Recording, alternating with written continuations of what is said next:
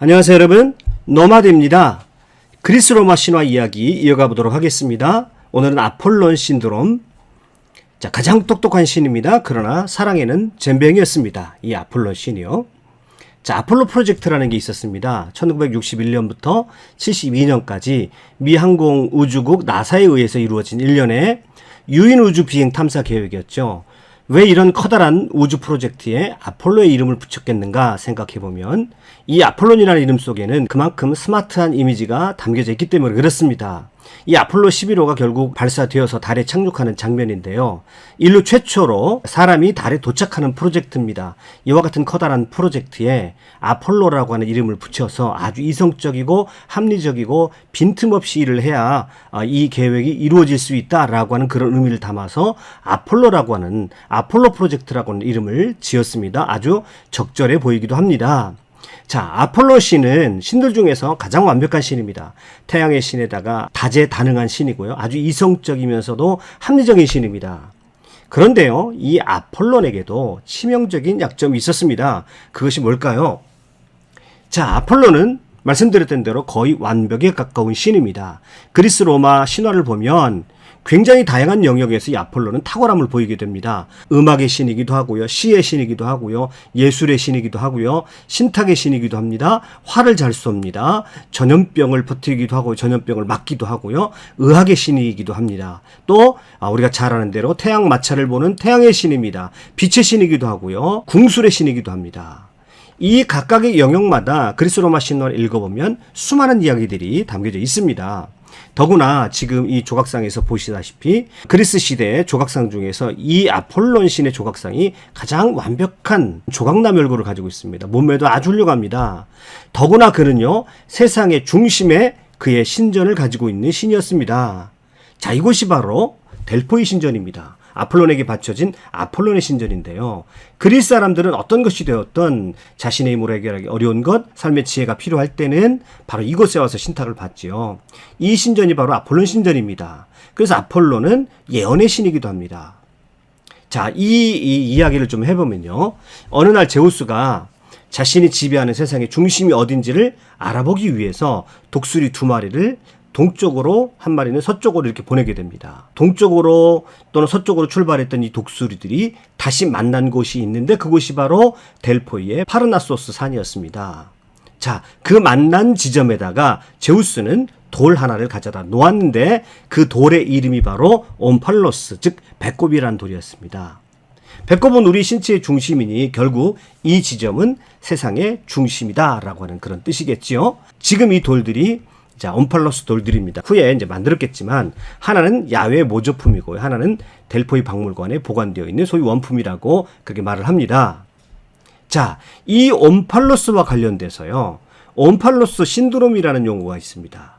이 옴팔로스 신드롬이라는 게 뭐냐면 자신 또는 자신이 사는 곳이 지구의 배꼽, 즉 세상의 중심이라고 믿는 일종의 자기과신 증세 또는 자기중심적 세계관을 말할 때 옴팔로스 신드롬이다, 이렇게 말을 합니다.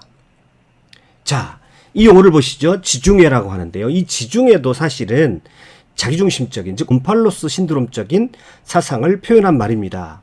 원래 지중해는 마레 노스트롬, 즉 우리의 바다라는 뜻의 마레 노스트롬이라는 용어가 있었습니다. 그런데요, 로마의 역사가인 솔리누스에 의해서 지구의 중심에 있는 바다 지중해, 이렇게 이름이 바뀌었습니다. 그것은요, 로마가 가장 번성하던 시기에 로마 중심의 세계관을 반영한 그런 말이겠죠. 그래서 지중해, 세상의 중심에 있는 바다다, 이런 뜻을 표현하게 됩니다. 그러니까 로마가 그렇게 대단하다, 로마가 세상의 중심이다라고 하는 로마 중심의 세계관을 표현한 것이죠. 자, 우리가 잘 아는 대로 중국의 중화사상, 역시 중국의 문화가 가장 빛난다는 뜻이고 나머지는 형편없다, 오랑캐다, 이런 뜻을 가지고 있죠. 중국 중심의 세계관입니다. 이것도 역시 옴팔로스 증후군이겠죠. 자, 우리가 일반적으로 역사에서 신대륙이라는 개념을 많이 쓰게 되는데 이 단어도 가만히 생각해 보면 신대륙이라는 것은 구대륙, 즉 유럽 중심의 역사를 그대로 받아들여서 사용하는, 이것도 역시 옴팔로스 증후군 중에 하나라고 할 수가 있겠습니다. 이 바위 너무도 아름답게 보이죠. 호주의 울루르 바위라고 하는데요, 세계에서 가장 큰 바위라고 합니다. 둘레만 9.4km가 되고 높이가 335m에 이른다고 합니다. 자, 사람들은요, 이 바위를 세상의 배꼽이라 세상의 중심이라고 말을 합니다. 그래서 일본 영화가 이것을 배경으로 만들어진 영화가 하나 있는데 제목이 재밌습니다. 세상의 중심에서 사랑을 외치다. 이런 제목을 가지고 있습니다. 그러니까 세상의 중심이 바로 이 호주의 울루루 바위라는 뜻이겠죠.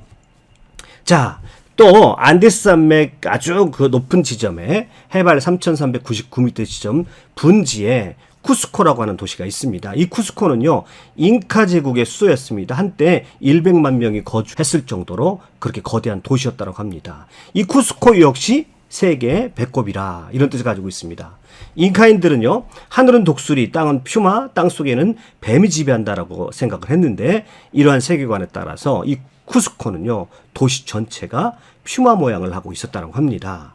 자, 가만히 살펴보면요, 세상에 어느 곳을 가든지 사람들은요, 다 자기가 중심이라고 생각하는 것을 알 수가 있습니다. 다시 그리스 신화로 돌아와서요, 제우스가 배꼽 즉 온팔로스를 이곳에다 갖다 놓고 제우스가 자신의 아들 아폴론이 이곳에 머물기를 원했습니다. 그런데 아폴론이 이곳에 와보니까 거대한 구렁이가 하나 있었습니다. 그래서 피톤이라는 그 구렁이를 죽이고 이곳에다가 신탁소를 열었습니다. 즉 사람들이 어떤 문제를 가지고 왔을 때 신의 뜻을 알고자 하는 사람들이 왔을 때 계시를 하는 그런 신탁소를 열게 되고요.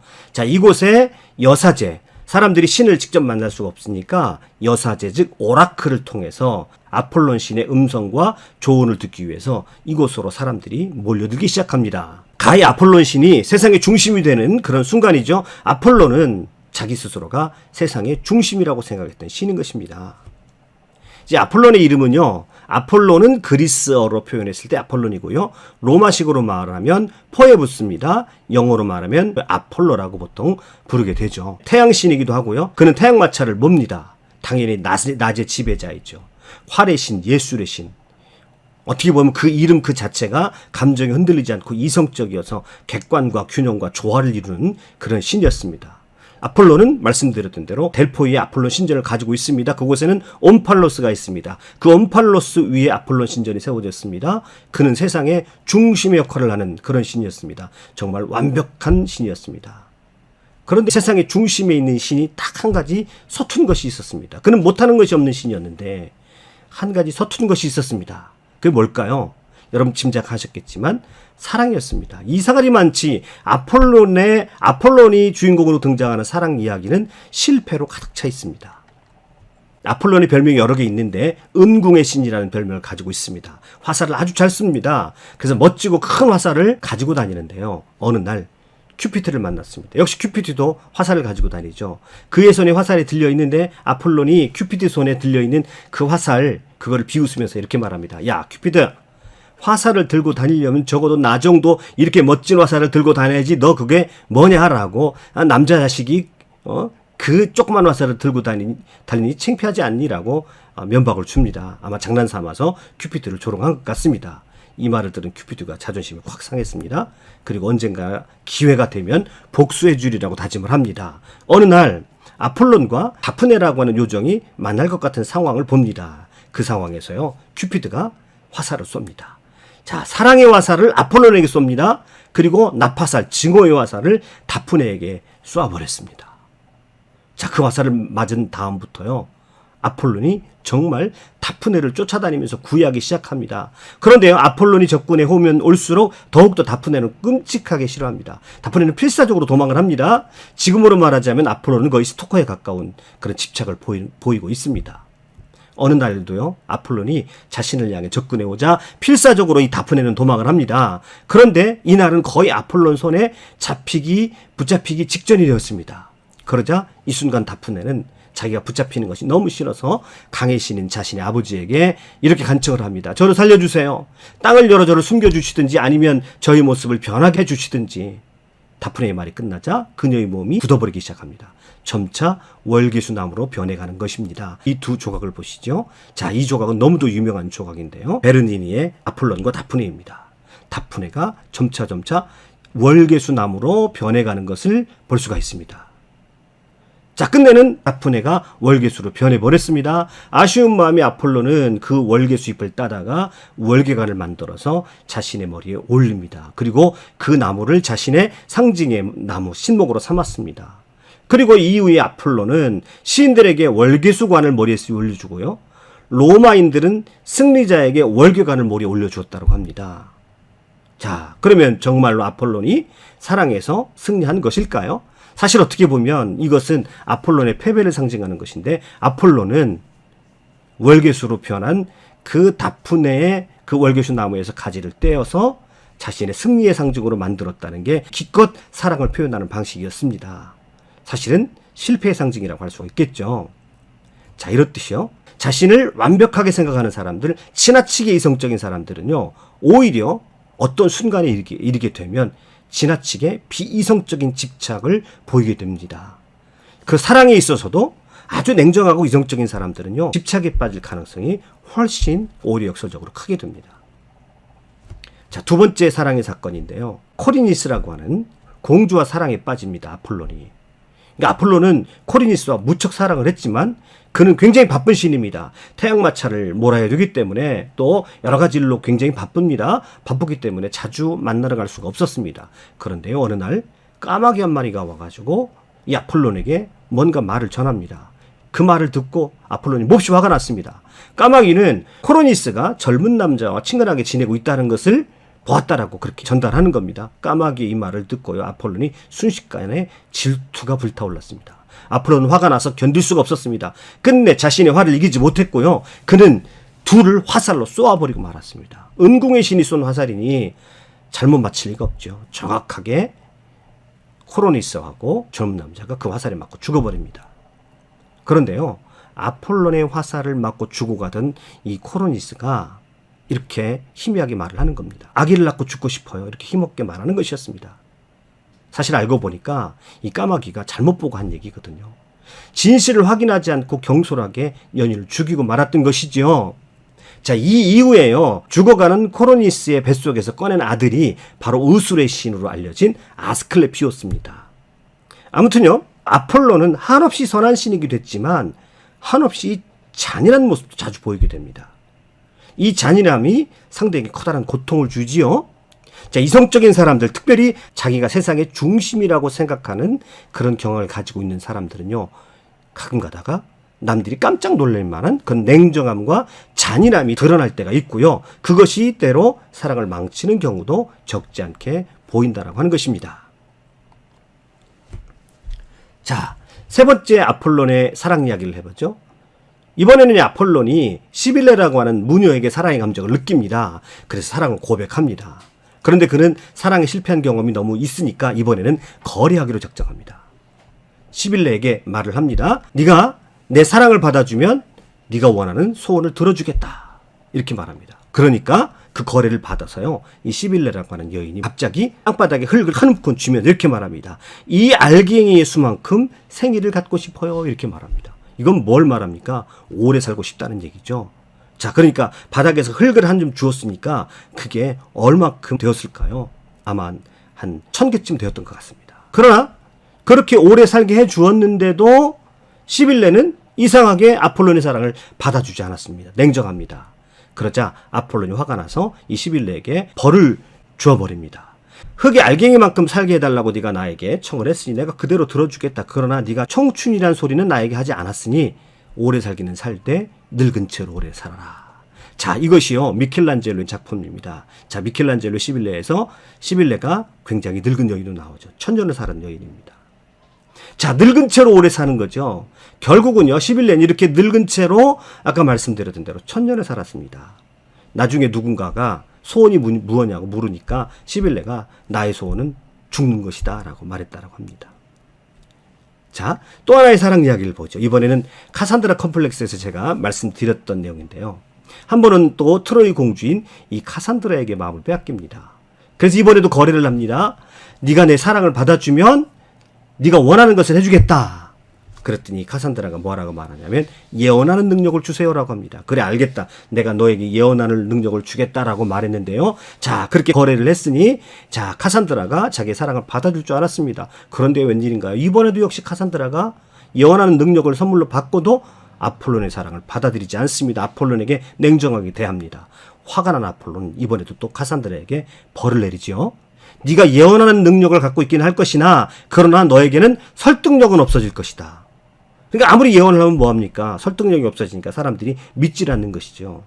자, 그 후에 트로이가 멸망할 거라고 아무리 예언을 해도 트로이 사람은 그 누구도 믿어주지 않습니다. 결국 트로이는 멸망하고요. 이 카산드라는 그리스 총사령관 아가멤논에게 잡혀가지고요. 미케네로 갔다가 미케네에서 결국 죽고 맙니다. 자, 이 시빌레와 카산드라의 예를 통해서 이성적인 사람들은 이 두 예를 통해서 알 수 있듯이 가끔은요, 아주 냉철하게 자신의 이성으로 판단해서 사랑을 거래라고 생각을 합니다. 아폴로는요, 사고의 유연성을 가지고 있지 못했습니다. 사실 세상은 누구나 중심이 될 수 있죠. 왜냐하면 지구가 둥글기 때문입니다. 문제는 나도 중심이 될 수 있고 다른 사람도 중심이 될 수 있다고 하는 것을 어떤 사람은 받아들이지 못한다는 것입니다. 아폴로는 세상의 중심은 자기밖에 없다라고 생각을 한 겁니다. 아폴로는 이 중심성에서 벗어나지 못했습니다. 그가 사랑에 실패한 아주 중요한 이유입니다. 그의 사랑은 집착이 강합니다. 다프네를 기어이 월계수가 되게 만듭니다. 한 여인을 불행하게 만듭니다. 그의 집착은 때로 분노로 표출이 됩니다. 전혀 이성적인 신이지만 가장 비이성적인 행동으로 분출하게 되는 것이죠. 그래서 코로니스를 죽여버립니다. 여러 차례 사랑에 실패한 아폴로는요, 이제 거래를 통해서 사랑을 쟁취하려고 합니다. 자신이 가지고 있는 능력을 활용해서요, 사랑을 사려고 합니다. 그러나 그의 이성적이고 자기중심적인 냉철한 성격에서 여자들은 그에게 전혀 사랑을 느끼지 못합니다. 시빌레도 그랬고 카산드라도 또한 그랬습니다. 그래서 그들은 저주를 받으면 받았지 아폴론의 사랑을 받아들이지 못했다는 것입니다. 자, 이와 같은 이야기를 토대로요, 마지막으로 아폴론 신드롬이라는 말을 생각해보고 이야기를 마무리하겠습니다. 아폴론 신드롬이라는 게 뭐냐면 뛰어난 인재들만 모인 집단이 오히려 성과가 낮게 나타나는 현상을 말합니다. 아폴론 그룹이다 말하면요, 뛰어난 사람들만 모아놓은 그룹을 말합니다. 그런데요, 연구를 해보니까 이 아폴론, 즉 뛰어난 인재들을 모아놓은 그 집단이 오히려 업무 성과가 그렇게 높게 나타나지 않고 오히려 낮게 나타난다라고 하는 것입니다. 왜 그럴까요? 그들은요, 그 아폴로 그룹에서 뛰어난 사람끼리 모였으니까 경쟁을 합니다. 남을 배려하려고 하지 않고요, 당연히 자기 생각이 옳다라고 합니다. 왜 그렇습니까? 뛰어난 사람들은 모두가 자신 앞에다가 세상의 중심을 놓고 싶어 합니다. 자신들이 세상의 중심이라는 것이죠. 그러니까 아폴로 그룹, 즉 뛰어난 그룹들은요, 모두가 다 자기에게 지구의 중심을 놓고 싶어 하는 것입니다. 자, 그러면 어떻게 해야 할까요? 자, 연구에 의하면요, 그럴 경우 그런 집단에 아주 유머스러운 사람, 아주 여유 있는 사람을 그 중에 끼워 넣으면 아주 효율성이 높아진다고 합니다. 그러니까 어떤 그룹이 뛰어난 성과를 내기 위해서 모두 똑똑한 사람일 필요는 없다라고 하는 것입니다. 여러 가지 사람들, 여러 종류의 사람들을 섞어 놓아야 오히려 그 그룹이 탁월한 효율성, 능력을 발휘할 수 있다라고 하는 것입니다. 아무튼 이런 탁월한 사람들은 자칫하면 사랑에도 실패할 가능성이 매우 크다는 것을 한 번쯤 생각해 봐야 할 문제라고 할 수 있겠고요. 인간은요, 거기에다가 그리 똑똑하지 않아도, 그리 탁월하지 않아도 인간은요, 그 본성상 집요할 정도로 자기 자신을 세상의 중심에 놓고 싶어하는 경향을 가지고 있다라고 하는 것도 우리가 잊어버려서는 안 될 것입니다. 즉 여러분과 저도 이런 성향에서 자유롭지 못하다는 것입니다. 우리가 사랑에 있어서 왜 그렇게 어려움을 겪는지를 설명해주는 아주 명료한 이론도 될 수가 있을 거 아닌가, 저는 그런 생각을 해봅니다. 자, 여기까지 강의 들어주셔서 감사하고요.